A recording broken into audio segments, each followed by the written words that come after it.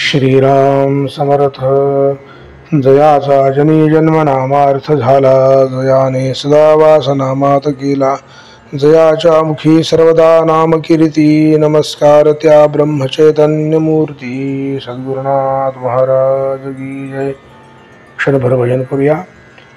रघुपती राघव राजा राम, पतित पावन सीताराम. रघुपती राघव राजा राम, पतित पावन सीताराम. रघुपती राघव राजा राम, पतित पावन सीताराम. रघुपती राघव राजा राम, पतित पावन सीताराम. श्रीराम समर्थ. श्रोते हो, श्रवण करूया. दिनांक 17 मार्च या दिवशीचे प्रवचन. आजचा विषय आहे, काळजी आपल्याला भगवंतापासून दूर करते. सत्वगुणात भगवंत असतो, तेव्हा त्या मार्गाने आपण जावे. भगवंत आपल्यात यायला सर्व कर्मे चांगल्या प्रकारे केली तरी ती भगवंतार्पण बुद्धीने करावी. व्यवहार सोडू नये. प्रयत्नही कसून करावा, परंतु त्याबरोबर मन भगवंताकडे कसे लागेल इकडे लक्ष द्यावे. आपण प्रपंचाची जितकी काळजी घेतो तितकी जरी देवाची घेतली तरी खूप होईल. आपण किती परस्वाधीन आहोत हे आजारी पडलो म्हणजे समजते. तेव्हा आपल्या हातात किती सत्ता आहे हे ओळखून राहावे. काळजी न करता देखील प्रयत्न होणार नाही असे नाही, उलट प्रयत्न दुप्पट करावेत.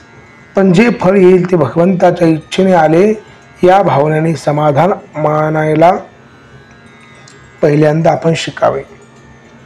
आपण स्वतःबद्दल काळजी करतो याचे कारण असे की आपण आपल्यापेक्षा जास्त दुःखी असलेल्या माणसाकडे पाहत नाही. एक म्हणतो की मला लोकांच्या देण्याची काळजी आहे, दुसरा म्हणतो की मला लोकांकडून माझी येण्याची काळजी आहे, तर तिसरा म्हणतो की मला माझ्या मुलाबाळांची काळजी आहे. पण काळजीच्या या सर्व घोटाळ्यामध्ये आपली स्वतःची काळजी कोणालाच नाही. मागल्या आठवणीने आणि उद्याच्या भीतीने आपण काळजी करत बसतो. ही काळजी आपल्याला भगवंतापासून दूर करते. उद्याच्या काळजीने आजची भाकरी आपल्याला गोड लागत नाही. याला काय म्हणावे? यावर रामबाण असा एकच उपाय आहे, तो म्हणजे आजपासून काळजी करण्याचे अजिबात सोडून देऊन तेवढा वेळ भगवंताच्या नामस्मरणात घालविणे.